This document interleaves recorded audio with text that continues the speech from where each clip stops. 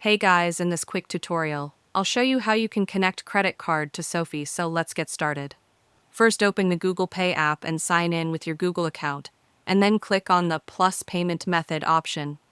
After that, select Credit or Debit Card to proceed.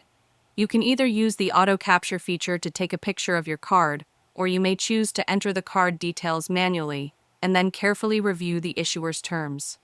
Once you have read through the terms, click on Accept and Continue, and then Google Pay will contact your bank to add the card.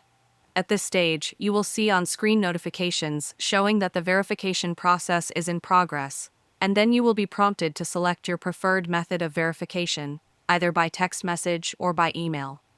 After that, enter the verification code you receive via SMS or email, and then click on Submit.